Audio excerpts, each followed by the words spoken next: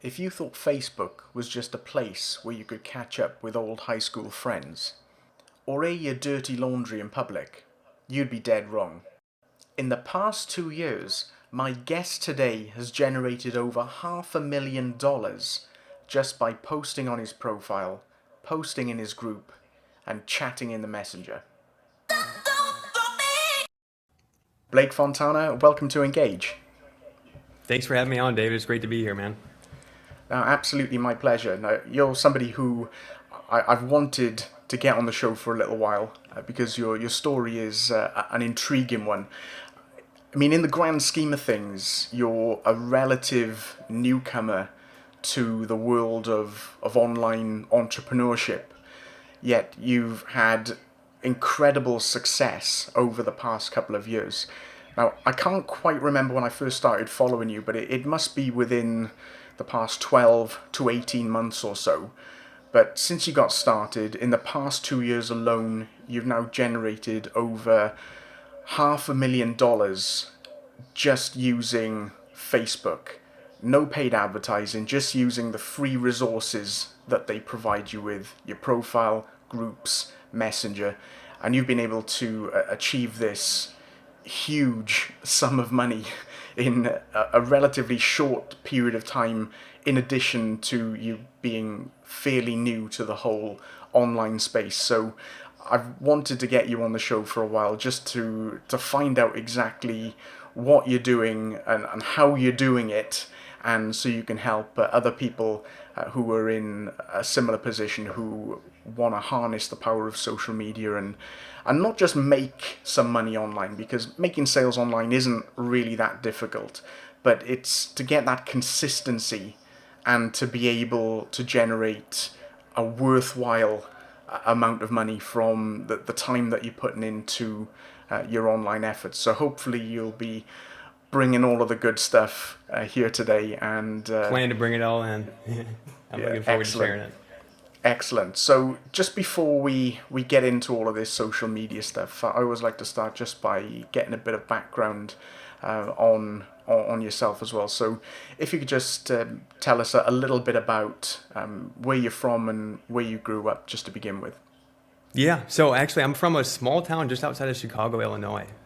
Grew up, it's about an hour, just an hour outside of Chicago. Grew up here, and in growing up in this area, basically when I got kind of started with getting into, I guess, work in this area was really for my family business, which was a retail jewelry store. So I had that was kind of my first experience of getting into, I guess you'd say, high ticket sales, because we sold a range of items from $50 all the way up to 10,000 plus with engagement rings. So that was really kind of like my start into sales itself, and really being able to experience and see a business grow over time. Like from me being a little kid to seeing my parents grow that business, it was really awesome for me to experience that and be a part of that. But I quickly realized that in that experience, as I started to grow, develop, get into college and graduate from college, I realized that for me, as much as I love the business, I didn't want to be strapped to a physical location. And that's where I really started to go down the rabbit hole, figuring out how can I make this online business game work and how can I make it work for me. So how long has the business been in the family then, the jewelry business? Yeah, so it's been 30 years now, I think, to be exact. Still running now. I don't work there now, but it's still fully running and operating now, and it's a successful business. Okay, was it your parents that set that up, or had a previous family member had that as well? Yeah, so that's a really good question. When they first got into it, basically they met both working at that store as they were about, I think, 18 years old at the time. So before they had a relationship, they met through their employment there. And at the time, my dad's father was actually the manager of that store. And they kind of fell in love working together. They ended up dating, getting a relationship, deciding to get married. And once they got married, they had the opportunity to purchase the store. Basically, the current owner said, you know what, I want to start to retire soon. I'm ready to work out of this. And that's when they had the chance to take a chance for themselves and take over the business. So they purchased it at that time and then kind of grew it from that point. Okay, and is that something then that they thought that they'd be passing on to yourself when it was their time to retire? I would say so. It's definitely like working in a family business has a lot of benefits, but it can be very challenging at times because you're obviously going to be bumping heads with close family members. And when you kind of cross family and business, you're going to have some bumps in the road at times. But ultimately, early on as a kid, I knew that I wanted to take that business over. Like I always thought, you know what, this is what I love. I can take this over from my parents' successful business. This will be perfect. And I was really excited to put work into that and take it to the next level. And I did that for some time, but I realized that, kind of like I was talking about before, when I decided to step away, it was a little bit disappointing to my parents because I think they thought, we just built this successful business. It would be awesome if I could have my kid take it over and continue the business and legacy for me. But unfortunately, I had to decide to go against that for my own personal preference and what made me happy. Cool part is, I guess, my sister, who's 6 years older than me, she's still working in the business, and I see her doing that step and taking things over. So at least they have her involved there. Oh, that's fantastic. So at least it is going to stay in the family, even if it's not going to involve yourself. So you were working in the business for a while. You decided that it wasn't really for you.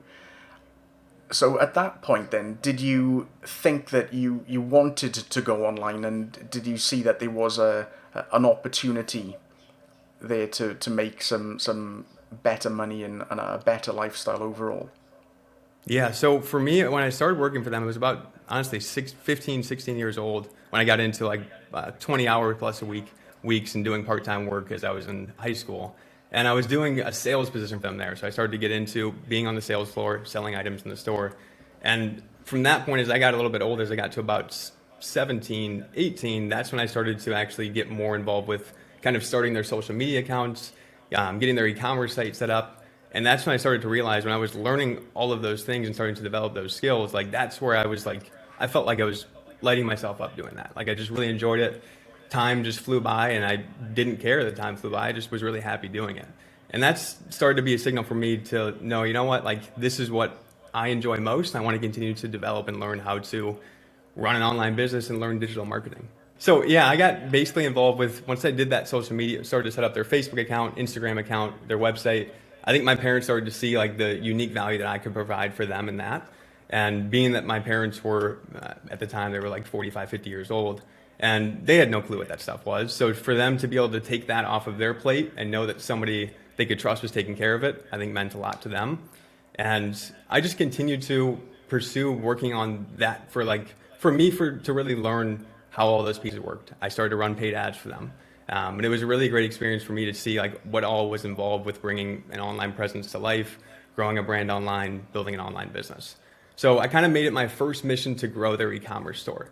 And it was at that point where I was just graduating high school, going away to college, and I continued to work part-time for them in college and working to continue to grow that e-commerce store. I was able to take that from basically zero to their first $50K year in online sales. And then being in college, had some extra time on my hands. Aside from doing that work and schoolwork, I started to pursue kind of my own journey and just really start to go down the rabbit hole and figuring out how can I build my own business? Because as much as I wanted to have an impact on my parents' business, what I wanted at the time was to build my own business and my own legacy. So I wanted to start to figure out what steps I need to take to bring that to life. And I had no clue at the time, but I knew that with the experience I had in the past, I was starting to kind of go down and progress towards the rabbit hole that I wanted to. So given your experience then in high-ticket, high-end retail sales, and given that you've been working on the e-commerce side of things for your parents' family business, was that something that you initially saw yourself going into?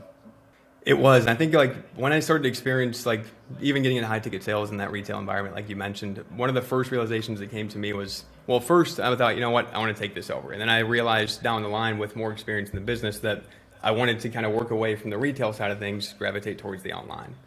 A big reason for me with that was the fact that I saw my dad, how many hours a week that he was working and kind of stuck in that store.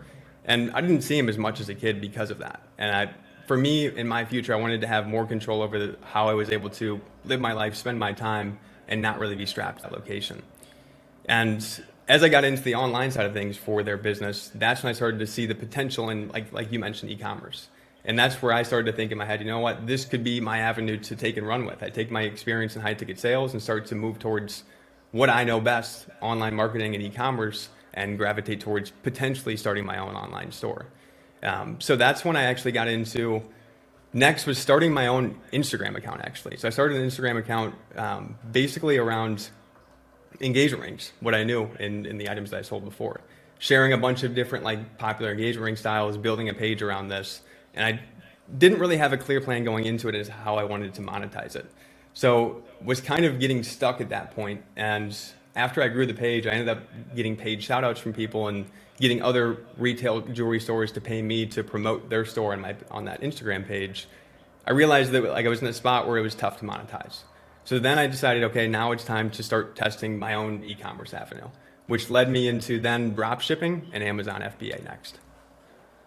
Okay, that's interesting because I've spoken to a few people now, and they've all gone into Amazon FBA, or they all went into that as like an entry into online sales, online marketing. So, what were your experiences of that like? Yeah, I think what really attracted me to Amazon FBA was like as I was going down the rabbit hole of things, going to YouTube, of course. Like Amazon FBA was pretty hot at that time. I would say that was about, God, probably 5 years ago, and at that point in time, like it seemed really attractive to be able to pick a winning product, put it in Amazon's warehouse. I don't have to worry about fulfillment or shipping. I just have to worry about finding the winning product and listing it. And I guess for me at that moment in time, it almost felt easier to do. And I think with anybody in their early on their online journey, they're looking for kind of that shortcut to make money online. So I actually, without buying any Amazon FBA course, without doing anything else besides YouTube videos and learning from that, I decided to take a chance and purchase $2,500 worth of product from China to move to Amazon and sell my own product. I actually sold confetti balloons. I did all this research on products, and I found this product set that was like 10 balloons that were filled with gold confetti that people sold at like engagement parties and things like that. And I thought, you know what? I just grew this Instagram page around engagement rings. Maybe I can kind of cross tie these two together and monetize it this way. So I literally spent $2,500 on balloons, had them shipped to Amazon, launched the product, and the first week, it was my sophomore year of college, the first week of launching it, I think I made about, honestly, like 30 sales. So it was going pretty well the first week. I'm like, okay, this is on a good path. And then after the first week, I started to notice more sellers come into play, and they began to get super, super competitive, and I really didn't know how to evolve it, and it kind of got to the point where sales became stagnant, and I couldn't rely on income coming through that. Yeah, that seems to be a recurring theme, especially with the people who I've spoken to who've gone down the Amazon route, is that they find some crazy little product that perhaps you wouldn't have thought of initially. It does well to begin with, but then the market soon gets saturated and it becomes that race to the bottom and no longer worthwhile pursuing that. So was that your only foray into Amazon FBA then, or do you have another product that you went to after that? You're exactly right with the race to the bottom thing too. So that was my only avenue into Amazon FBA. After that I stopped, but essentially when I launched it and priced it, basically as more competitors came in, just like that race to the bottom, I had to continue to lower my price to try to hedge that. And it got to the point where my margins were really, really thin and I wasn't really making profit. And essentially, I realized that, you know what, I just want to get out of this and move on to the next thing. So I just pretty much sold it to cover my cost basis, and I was able to sell those remaining items in inventory and get out of the product. Yeah, so what was your next move then, online?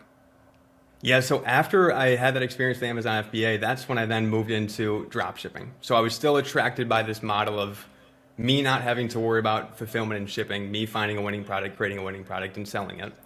So I thought, you know what, Amazon FBA didn't work. Now let's move to drop shipping, and essentially the same thing, just not being shipped by Amazon, obviously. So that's when I created my own Shopify store with drop shipped products, and then started to actually run Facebook ads towards those products in hopes to make sales on that, which did not go well. I think I ended up spending like $2,000 on ads with no return, and realized at that point, once I hit 2K in ad spend, it's time to go back to the drawing board and find something new.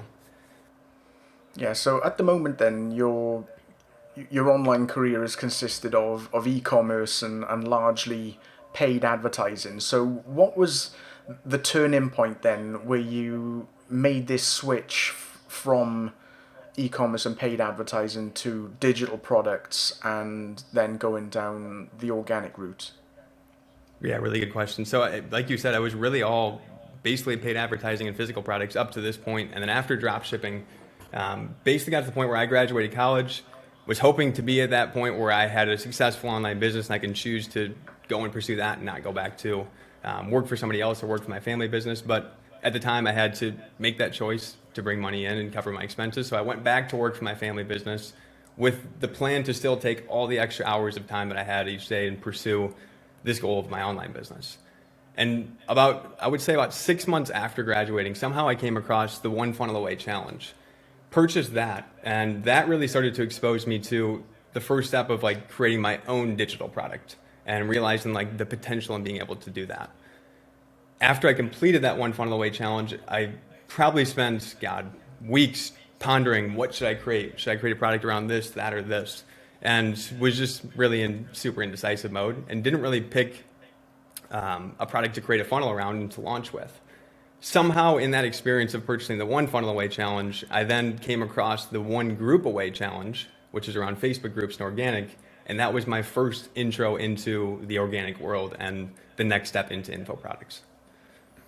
Okay, that's quite interesting what you say there about the One Funnel Way, because it doesn't really sound that newbie friendly. If you're going in perhaps with no prior experience, and then the whole thing is about creating a digital product and everything that goes with that. I mean, that's quite a lot of work, especially if you're somebody who doesn't have that experience. I mean, did you feel overwhelmed or anything like that at that time as you were going through that material?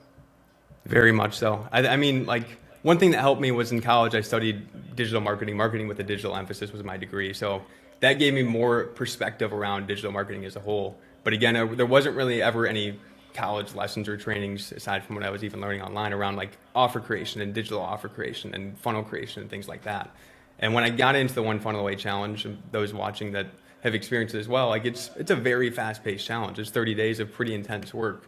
And doing that on top of a 9-to-5 job, it was very overwhelming. And I think that's what kind of led me into like overcomplication mode of just pondering what should I create a product around, because I was worried that I would spend all this time to do kind of exactly what I did with the Amazon FBA product. But one of the positives that came out from being involved in the One Funnel Away challenge was, I'm assuming it was your introduction to affiliate marketing, because you were able to promote the challenge as an affiliate and then earn a commission for any sale that you made of that program. Can you tell us a bit about your experiences with that?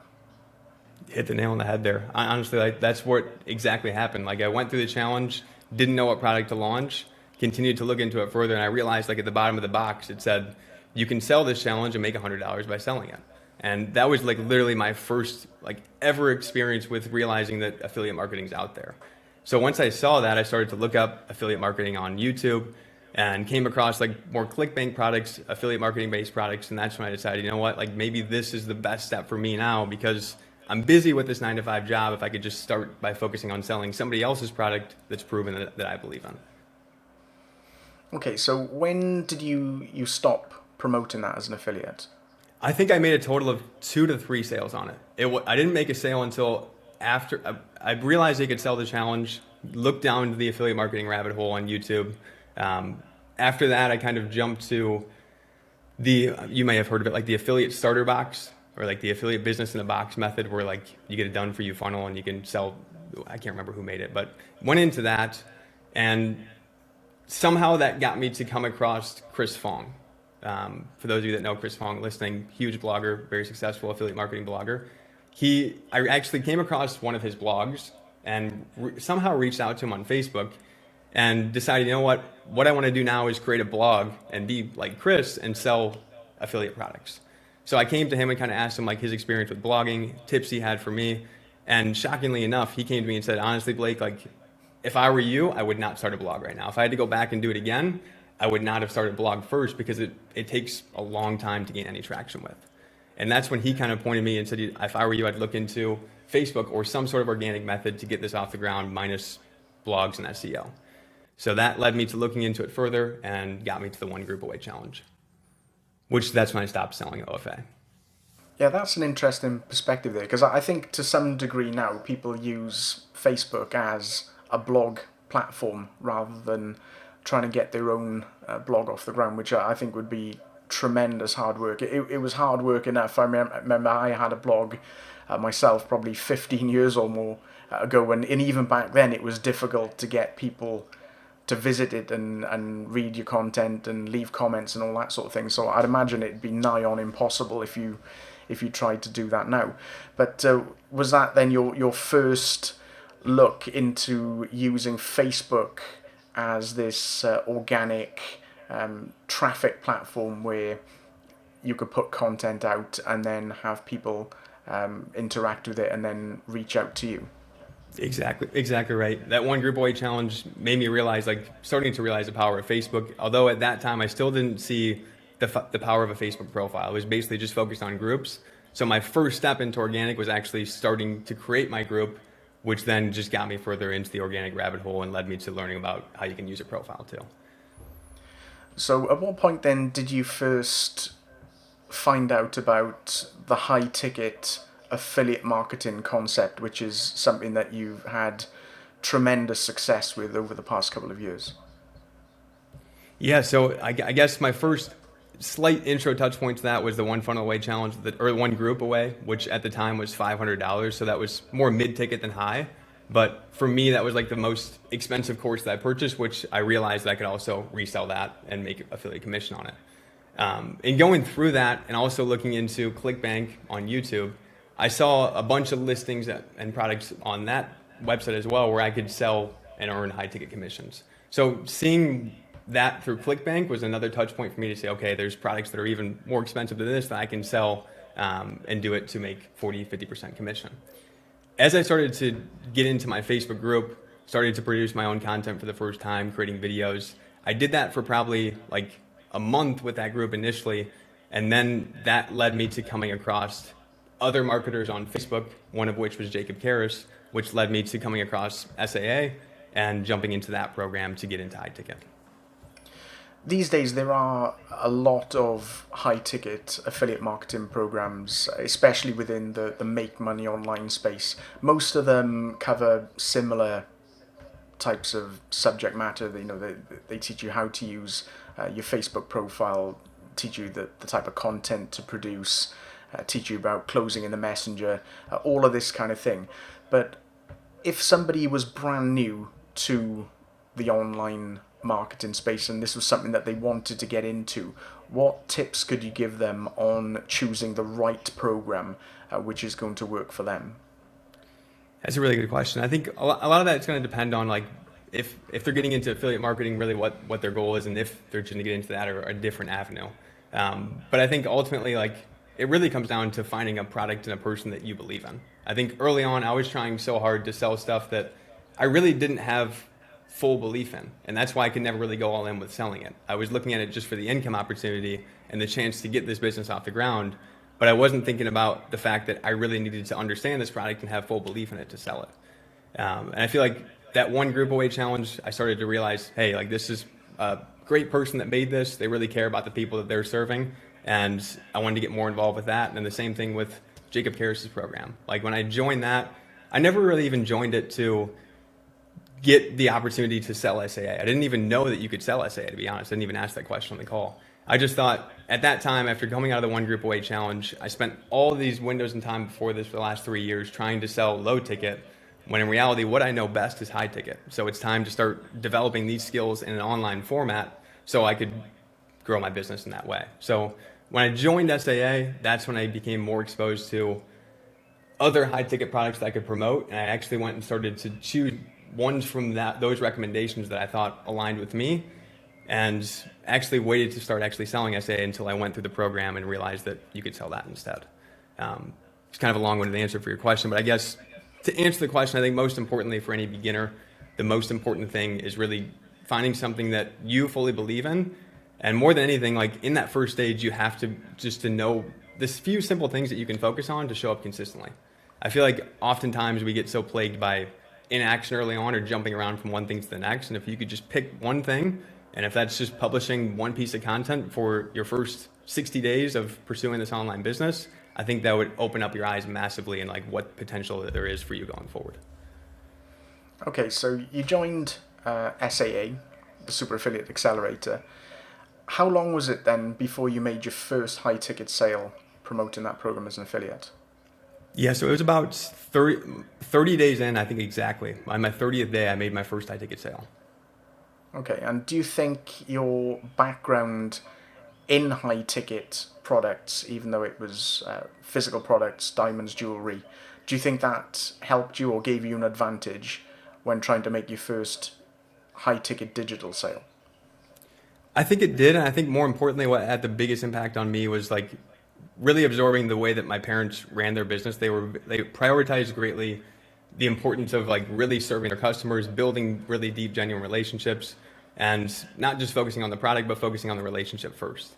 And I feel like I went into this experience after all these failures before, like I really wanted to make this work, and I wanted to show up not just focused on the outcome or the sale, but really focused on starting to build connections.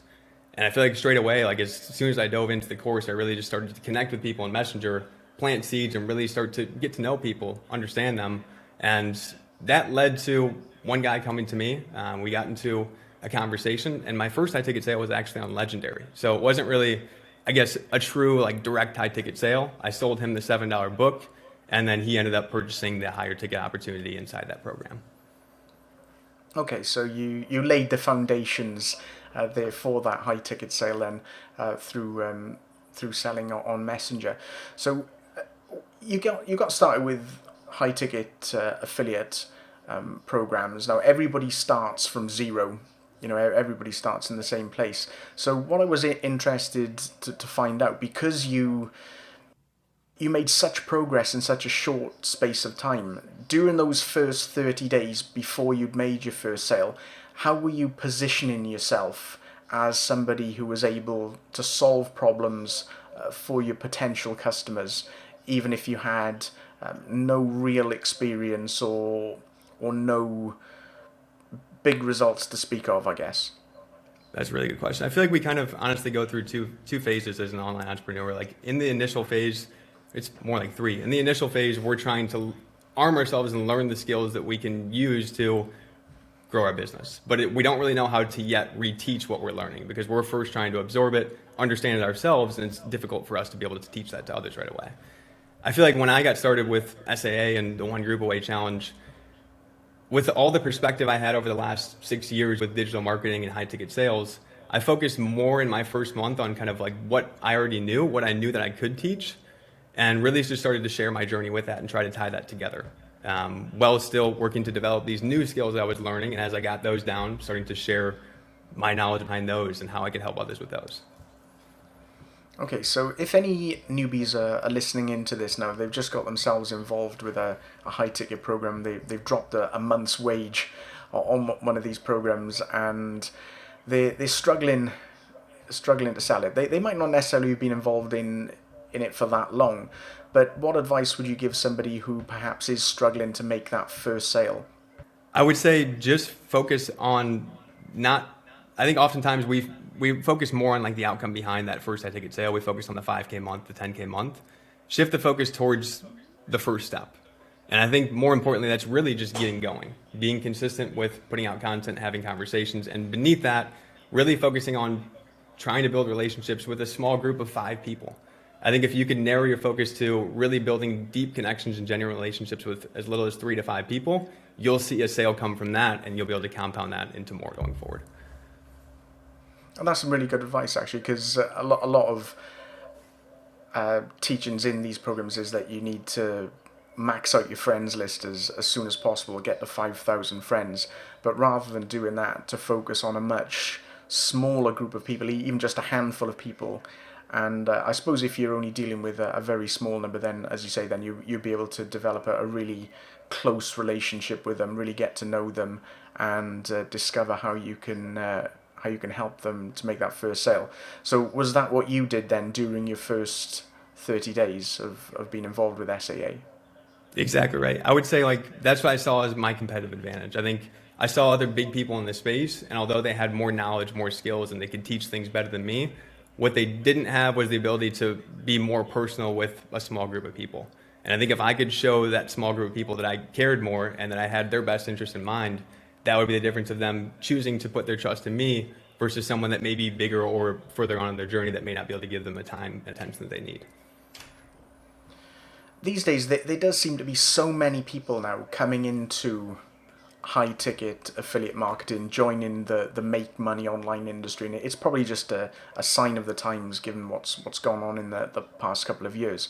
But why do you think then that even though these programs they teach you step by step on what to do, and affiliates essentially all have the same kind of information to work with, they're promoting very similar programs, but why do you think then that the majority struggle to have any success with it, and a minority of people like yourself just have huge success? I think one of the biggest things and one of the biggest difference makers for me in going into SAA was belief. I think a lot of times that's missing early on. I think we're in like an excitement phase. We hope that this product could work out for us. We hope that this would get us to our goal or put us on that path, but we don't really know for sure. And I think I spent the years before that not really having that belief. I was just kind of tiptoeing and trying all these different things. But when I went into this larger investment into SAA, this first investment that for me was above $2,000 into my education, I went into it saying, you know what, like I just spent this money, I'm going to go all in and focus just on this thing. And I have to go into this knowing that I'm going to figure this out. I'm going to make sales. And whether it takes 5 months or 1 month, I got to go into it believing that. Otherwise, I won't have a chance to do it. Yeah, so would you say it's important then to have this longer term mindset or approach to high ticket sales rather than just dumping your money into it and expecting to make your money back, within the first week or so? I think long-term approach is key. And I think that's honestly a big thing that's missing now. Like you mentioned, with more people getting into this online space, we want things to happen overnight. We want to be able to escape our job overnight. And I think if we can simply reframe that and just focus more on the fact that we're building this not just for right now, but for the future, we'd see results come in the future sooner. And it really just comes down to, in that first phase, to me, a belief and really just focusing on getting going. Like you have to consistently get going before you can get good or get smart at anything. We have to be consistent with our actions, and we have to show up and focus on one thing and know that we'll figure that thing out as we continue to go with it. Yeah, there is also a huge burnout rate as well. You do see people coming into the space and they post in like a bat out of hell, these huge posts every single day, and they'll do that for perhaps a couple of months or so, and then they just stop posting, right? They've burnt out because they haven't been able to get the results that they thought they were going to get. So do you have any other advice for people who are getting involved with high ticket affiliate marketing now, who are trying to compete in a fairly, I'll say, saturated market, and how they can avoid just becoming another burnout statistic? Yeah, I feel like that's kind of similar to even like New Year's resolutions. Like you decide, you know what, I want to lose 10 pounds. So I go to the gym and they go super hard, go lift super heavy weight as much as they can, run the treadmill for as long as they can. And then 30 days later, they're like, man, my body kills me. I can't do this anymore. I think number one, when you're getting started, you have to be realistic and you have to focus on, like I said, getting good. And you have to be realistic in that in a way that you're not going to put yourself in a position to hate what you're doing in 30 days. You have to know that it's going to take small steps in the right direction and simply becoming just a little bit better each day that will lead you to being able to put out more content, do more things, and not feel like you're burning out doing it. And I think the more that you progress, the more that you start to actually get good or get going, then you can start to actually get good in your journey. And to me, that's where like you can start to niche down further and focus more on like solving specific problems. And I think early on, it's hard to do that because we don't quite yet know what problems our audience is dealing with. Oftentimes, we don't even know who our audience is, to be exact. It's very vague in general. And I think that doesn't come until you just really start to have more conversations, speak to more people in your audience, and really take some time to do some research and get to know like what's keeping them up at night, what problems are they experiencing, and where do they want to go. Yeah, I think that's some good advice there, because when you first come into the high ticket organic marketing space, you're bombarded with all of this information, and whereas it sounds easy in theory, there is a lot of work involved in the different areas. You've got to create content consistently. You've got to add new friends consistently. You've got to have these messenger conversations consistently as well. And I think that's where the overwhelm comes in, and even myself, I'm not immune to that as well. I have periods myself where I feel like the whole thing is just a bit too much sometimes, especially when you've got other things going on. You've got the day job, the family, and everything like that in addition. I mean, if you had any tips on how you could perhaps deal with those feelings of being overwhelmed, that would be quite helpful, not just for myself, but I'm sure for a lot of other people who are listening as well. Yeah, I think like especially in that beginning stage when you're working a 9 to 5 and working to grow the online business, it's very easy to become overwhelmed because you only have so many hours in a day. And I feel like with those small hours of a day that you have, productive downtime is key, and trying to reduce friction to doing things is going to be super, super key. Like I think the reason we get overwhelmed is because we feel like we have to do so much. But in reality, if we could just strip away everything that we think we have to do and try to focus on 2 to 3 things that we know will benefit us right now and just focus on using our downtime on those, it's going to be a lot easier for us to start gaining confidence, building momentum, and knowing that we're showing up doing these things every single day. And I think it's when we try to do too much in a short period of time, that's when we feel like, man, like there's no way I can manage doing all this. Yeah, I know what you mean there, because sometimes if you miss a day on your activities, then you feel like you're falling behind, you start to feel a bit guilty, and then you just think that it's just easier just to not do anything else for the rest of the week, rather than just writing that day off perhaps, and then starting afresh the following day. So do you have any other tips on perhaps how you can organise your time a bit better, just to make sure that you are doing those most important tasks on a day-to-day basis? Yeah, for me, what really helped me was kind of like gamifying that process. So rather than looking at all the things that I felt I had to do, like I said, trying to distill it down to a few things that I could do, and then starting to track those things I was doing daily. So I could look back and say, okay, today I did this, tomorrow I'm going to hit these boxes again. And if I missed tomorrow, something came up, got busy with my 9 to 5 job, I can see that visually that I missed, and I can say, okay, tomorrow I'm going to make up for that and pick up where I left off. I think it's when we lose awareness around like what we're doing, and as entrepreneurs, we want to grow quickly, we want to create that growth, and we easily get disappointed when we're not following through with what we decide to do ourselves. And when we lose sight of like what we're doing each day, it's easy for us to have one bad day and turn that into 2, 3, and 4. But I think if we could just focus on one day at a time, track what we're doing, and create as much awareness around that as possible, it's much easier to stay on track and consistent. Yes, good advice there. Now, this next question, it's probably going to be a bit out of your control, but I'm going to ask it anyway. Over the past couple of years, I think the whole high-ticket Facebook organic industry has really boomed, and so many people are now coming into the industry expecting to make, $10,000 a month, etc., in a very short space of time. But having been involved in the industry yourself now for the past couple of years or so, how long do you think is left in the industry to perhaps do things the way that we're doing them at the moment? I don't think there's a time limit in terms of how long is left. I think what it really comes down to, even kind of piggybacking off the last question, what you just said here about people wanting to come into it and hit 10K in 30 days, 60 days, 90 days. I think if we can set our expectations right from the get-go and align those expectations, we no longer feel rushed or overwhelmed because we know that we have to show up and put in the reps here now to get to where we want to go in the future.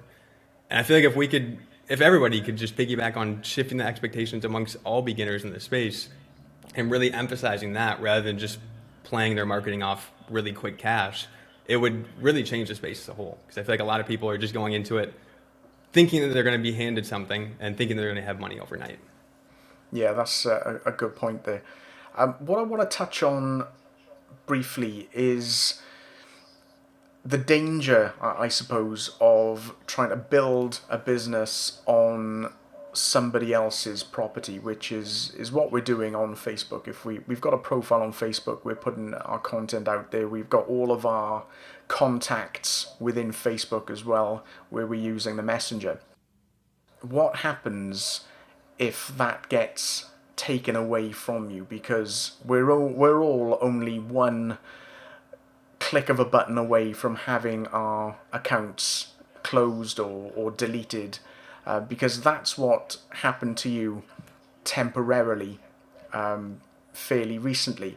Now we don't necessarily have to go into the why it got shut down or how you got it back, because you've got quite a detailed video on your YouTube channel on the entire scenario there. So if anybody is interested in that, they can go to YouTube channel to check that out.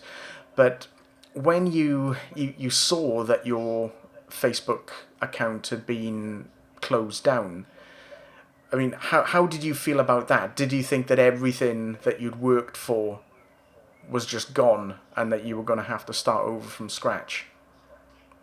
See, at first it felt like I had something taken away from me. It felt like, man, like all this work's gone to waste. I'm not gonna be able to resurface any post that I wrote. All these contexts that I have took all this time to build up my audience. It's all gone. And I think for the first, honestly, 6 hours, I was down about it, really upset, worried about those things. And then I realized, you know what, like what within this can I learn from? And I think that's when I started to shift my perspective towards, hey, maybe this happened for a reason, and maybe this is a sign telling me it's time to start looking towards how I can build my audience on another avenue as well. Now that I've already gained some social proof in the space, gotten results, maybe this is time for me to start adding another channel to the mix. And that's kind of what I use for me as the signal to move into YouTube next.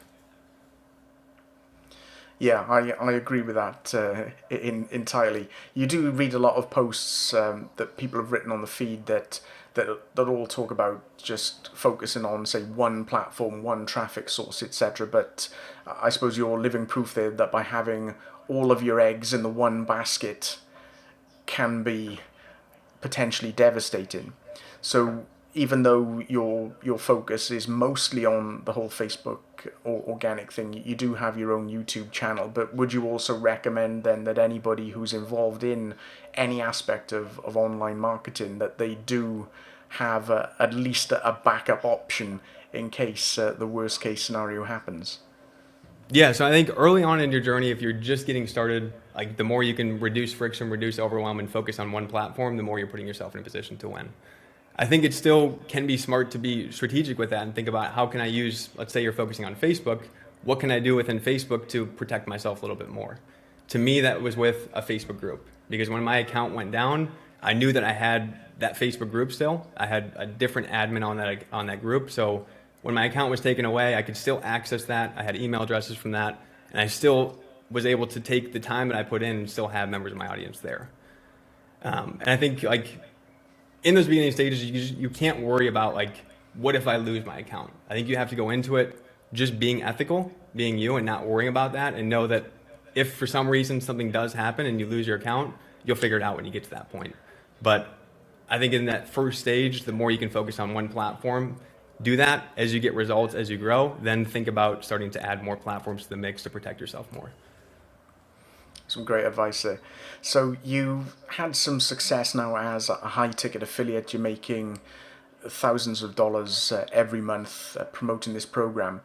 So what made you decide that you wanted to set up your own program, your own coaching program, the Unleashed CEOs, rather than just perhaps carry on promoting as an affiliate? So for me, when I was in affiliate marketing, I always knew going into it that my ultimate goal was to create my own product. But I knew that at the time with my 9-to-5 job, with where I was at in my journey, I just didn't have the following or ability to do that yet. So I thought, you know what, let's focus on affiliate marketing and kind of use that as a launch pad for me to develop my skills, bring cash to my business, build my audience. And then as I get that in place, move into what I really want to do, which is creating my own products and selling those products. So I really just focused on affiliate marketing for the first probably 8 months to 10 months of my journey with high ticket, and really just focused on getting results in that first, because I knew that that would only help me have more success with my own product down the line. And then once I got to about 75,000, 80,000 in affiliate sales, that's when I actually started to move towards my own coaching program. Okay, were there any challenges that you faced then making that transition from being a high ticket affiliate, albeit a very successful one, to setting up your own program and generating clients for that? There definitely was. I think it's a whole nother ballgame when you get into your own product, especially with coaching, because as you're an affiliate, you really are just kind of focused on marketing and sales and a little bit delivery and helping them support them with that product. But when it comes to your own product, it all comes back to you and making sure that the delivery is on point, making sure that you're providing your clients what you promised them. And you have to make sure that you have the ability to teach what you promise to teach and deliver what you promise to deliver. And I think a lot of people jump into coaching too soon in their journey, and they don't have the ability to take the skills they have and actually teach others how to do them. And in turn, it's really just putting their clients in position to lose. So I think when you're going into your own coaching offer, just make sure that whatever you're teaching, you have skills in that area and you have the ability to actually benefit and teach others.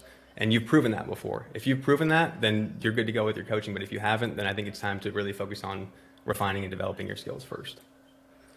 And was that perhaps one of the reasons why you brought in other people into your business as well to handle different areas of online marketing, for example, like the mindset side of things, the sales side of things, the content creation side of things?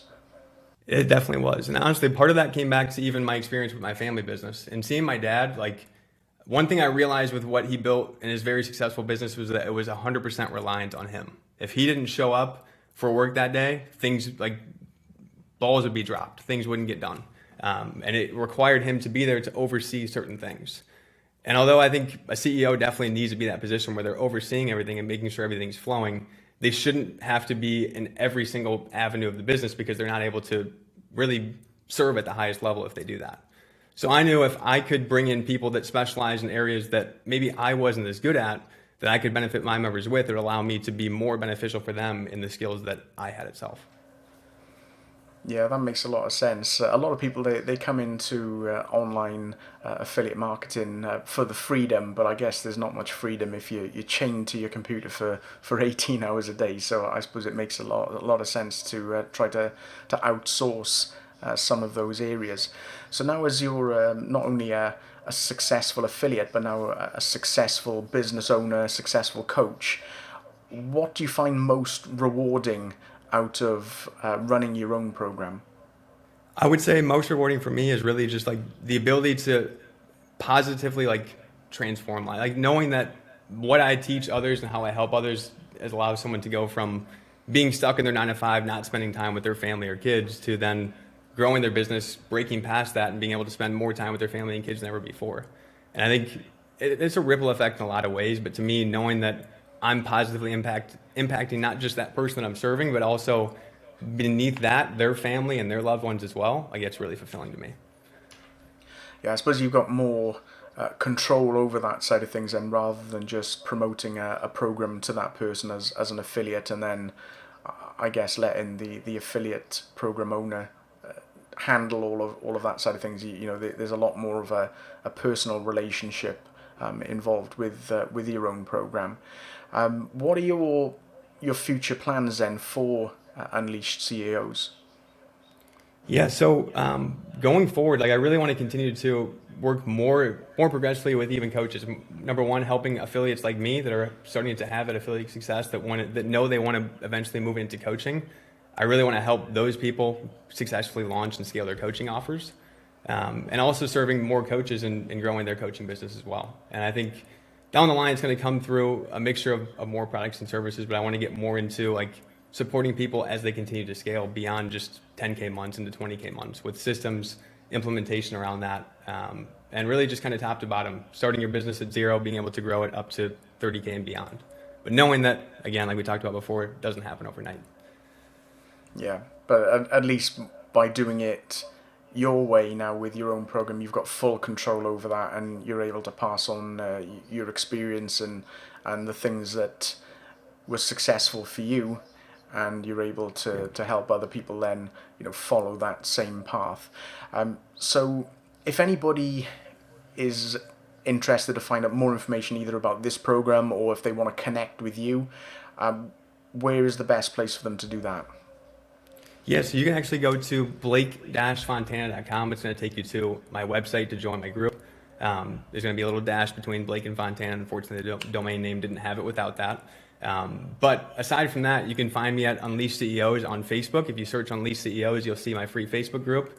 And then if you search Blake Fontana on YouTube, you'll be able to find me there as well. Okay, excellent. So I'll put the links to all of that in the description as well, so people can have easy access to that if they want to find out more about you. Okay, well, thank you so much, Blake, for joining me on the episode today. It's been fascinating to hear your, I suppose, relatively short journey over the past couple of years, but a journey that has been filled with success. And you made that $500,000 in the past 2 years, and now you're moving into coaching and helping other people achieve the same as well. So that's fantastic to see, and I'll continue to follow you on social media as well to see what you're up to next. So thank you once again for joining me on the show, and I'll catch up with you very soon. Thanks for having me, man. It was great to be here. And I think one final word to note for those even talking about this large financial gain in 2 years' time, like, with anybody in any success online, it's very important to not just look at like where they're at now and what they did. Reality was I spent 5 years, 6 years before achieving any success just trying to connect the dots, develop my skills, and figure things out. And I think that all comes back to the expectations topic we talked on today. Go into it knowing that you will figure it out, but you have to show up now and develop the skills that you need in order to do that. See, we're all about full transparency here on Engage. Okay, thanks again, Blake, and I'll catch up with you very soon. Thanks for having me, man. It was great to be here. If you enjoy Engage, please show your support at engagersclub.com, our exclusive members-only club with enough content, training, and behind-the-scenes access to keep you going until the next episode. That's engagersclub.com. Also, please rate and review this podcast wherever you download them. Stay engaged.